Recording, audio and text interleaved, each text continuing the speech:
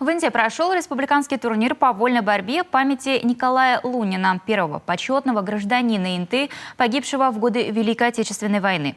В этом году соревнования проходили 2 дня с соблюдением всех противоэпидемических правил. В турнире приняли участие почти 80 борцов в разных возрастных и весовых категориях. Ольга Коняева знает, кто оказался сильнее. Рад приветствовать всех участников. Турнир набирает популярность и с каждым разом все больше и больше участников. На ковре спортивной школы «Юность» команды Инты, Сыктывкара, Печоры, Кожевы, Усинска открывают турнир имени Николая Лунина «Начинающие борцы».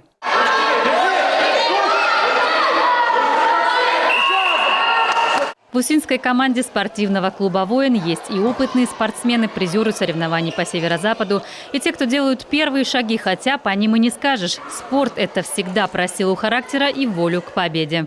Я занимаюсь на тренировках сильно, и я готов всегда и уверен в себе. На какой результат рассчитываешь? Хочу золотую медаль. Юный спортсмен, не обязательно новичок. Интенцу Андрею Тесновец всего 9, из них 4 года занимается борьбой. Завоевал не одну медаль на соревнованиях. Вот и еще одна схватка в его зачет. Победу было держать сложно, соперник делал все правильно, но я в партере лучше борюсь.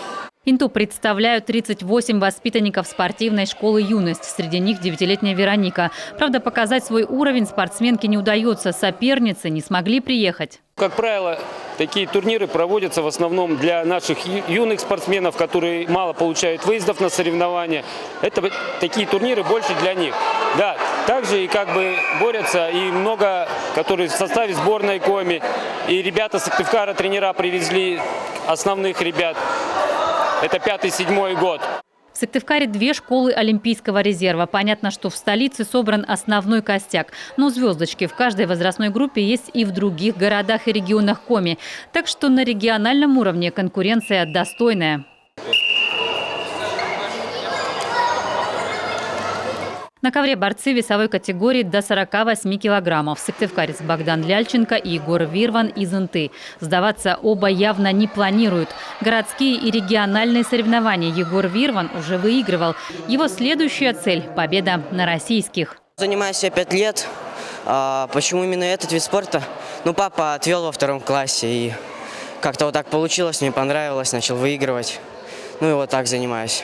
Республиканский турнир памяти Николая Лунина на протяжении многих лет традиционный для Инты. Исключением стал 2020 год, когда соревнования отменили из-за ковидных ограничений. В летний период нам разрешили выезжать в лагерь. Правда, мы из лагеря не выходили наружу вообще, но общую физическую подготовку мы заложили. Базу летом сделали. И знаю, что спортивная школа Инты тоже выезжала в лагерь. Наши спортсмены выезжали, Печора выезжала. Поэтому летняя подготовка была проведена по плану. 7 золотых, 5 серебряных и 8 бронзовых. Больше всего медалей взяли хозяева турнира. Спортсменов также наградили призами от спонсора соревнований интинского предпринимателя Владимира Воронина. Отмечены борцы в номинациях «За волю к победе», «За лучшую технику» и «Самый красивый бросок».